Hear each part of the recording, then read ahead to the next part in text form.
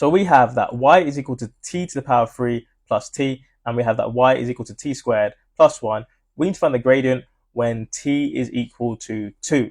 So how do we find that? Well, first things first, what do we know? Well, we know that the gradient of anything is just going to be dy over dx. The problem is we don't have dy over dx. We have x is equal to some t expression, and we have y is equal to another expression of t. So what can we do to work out the gradient? Well, what we can do is we can differentiate them separately. So if we differentiate them separately, okay, let's go with this. If we differentiate them separately, then what do we get? Well, we get that dx over dt, that is equal to 3t squared plus 1. And we get that dy over dt, that is equal to just 2t. So we know that we want some expression for dy over dx, and we have dx over dt and we have dy over dt. Now, can we change this to get it in the form dy over dx? Well, yes, we can, because if we want dy over dx, well, then that would be the same as dy over dt times by dt over dx, because your dt's would cancel out. So if we know that, well, then all we need to do is rearrange that dx over dt, okay? So that dx over dt, if we were to change that to dt over dx, it would just be 1 over 3t squared plus 1. And now all we need to do is, if we want to find dy over dx, well, that would just be dy over dt, which is 2t, times by dt over dx, which is 1 over 3t squared plus 1, which would equal 2t over 3t squared plus 1. And at this stage, all we need to do now is, this is dy over dx. So all we need to do now is put in our value for t, and that will give us our gradient. So what do we know? Well, we know that they tell us that it's when t is equal to 2. So if you put 2 into this, you get 2 times 2, which is 4. And that is over 3 times 2 squared. 2 squared is 4, times the 3 is 12, plus the 1 is 13. So for our next question, we need to find the equation of the normal at the point P, where theta is equal to pi over 6 to the curve with the parametric equation of x is equal to 3 sine theta, and then y is equal to 5 cosine theta. So for this question, again, what do we need to know? Well, we need to know 3 things. Well, it's no, 4 things actually. We need to figure out what our x value is, what our y value is, what our m value is, that's our normal gradient, not the normal gradient, that's just our gradient, and then our n value, that is our normal gradient, okay? If we find out what our normal gradient is, then we can use that to work out the equation of the normal at the point P. So, first things first, let's work out our x and y values. So easy to work them out. We have 3 sine theta and 5 cosine theta. We're told that theta is equal to pi over 6. So we know that x is equal to 3 sine pi over 6, okay? Now what is 3 sine pi over 6? Well, pi over 6 is the same as 30. So sine 30 is a half. So that's just 3 times a half. That's just 3 over 2. So we know that x is just 3 over 2, okay?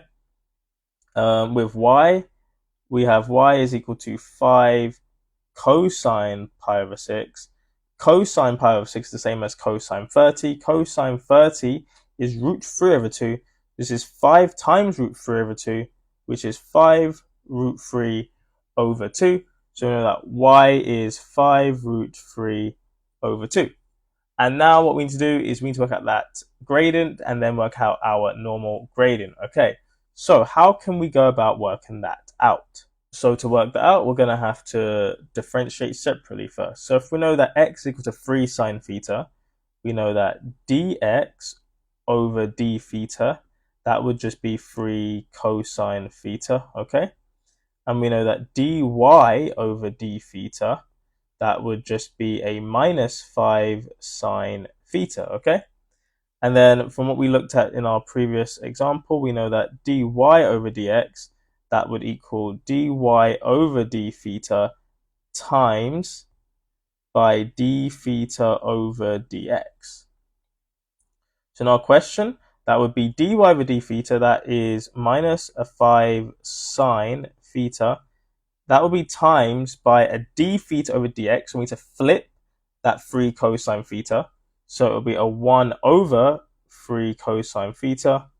And then that would give us a minus 5 sine theta over a 3 cosine theta.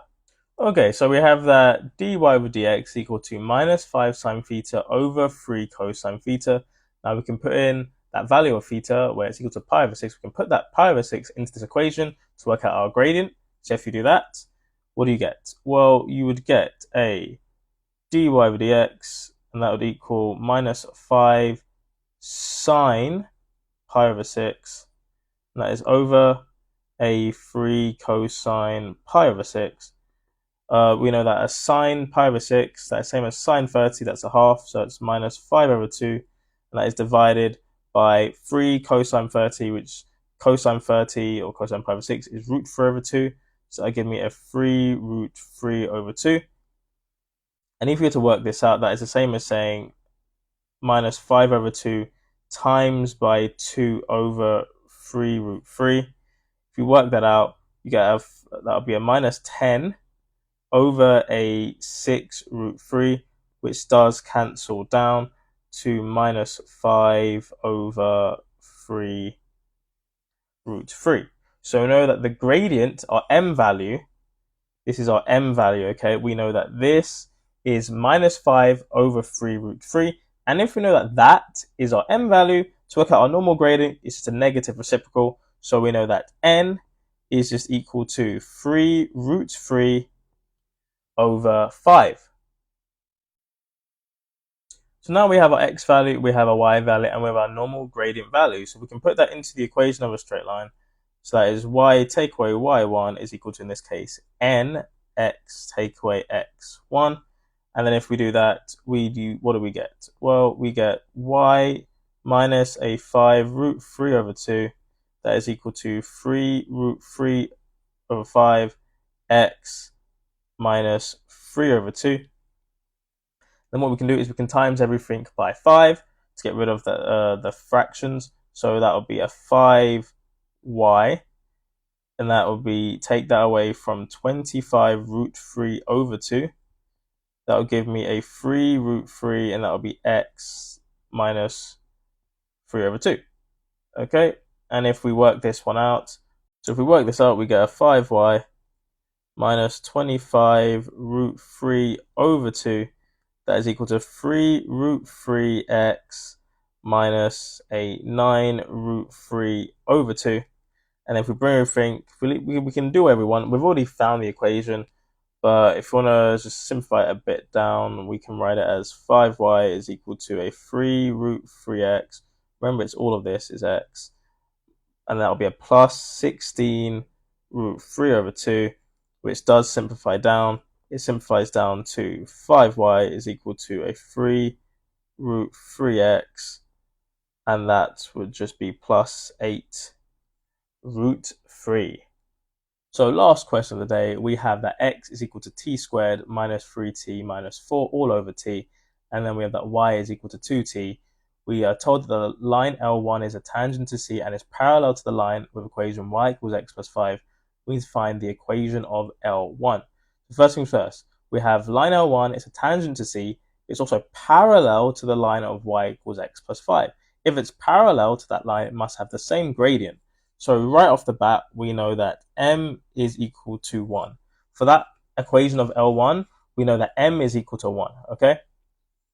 Now, what does that mean for other values? Well, in previous questions, we've been given the value of t.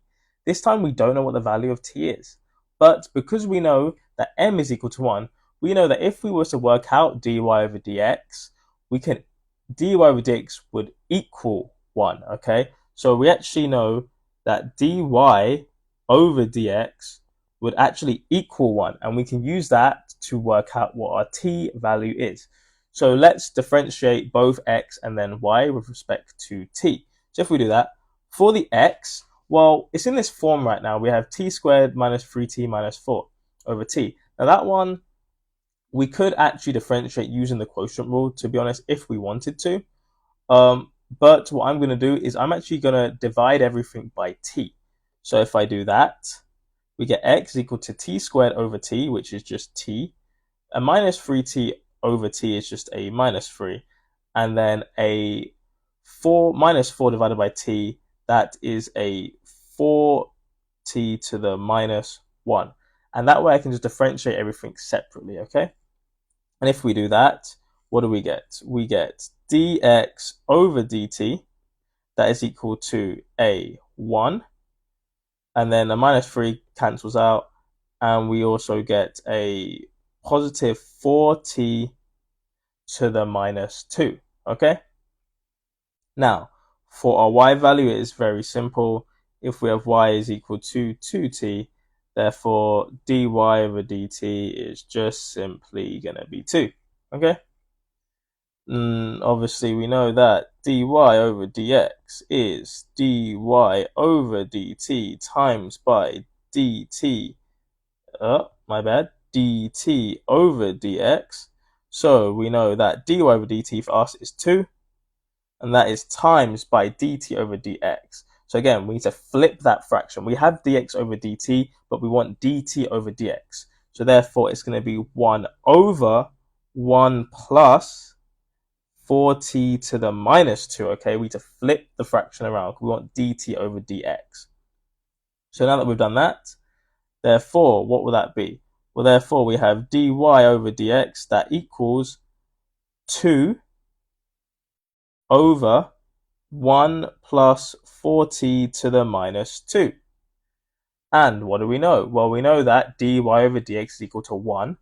So if we know dy over dx is equal to 1, therefore we have that 1 is equal to 2 over 1 plus 4t to the minus 2.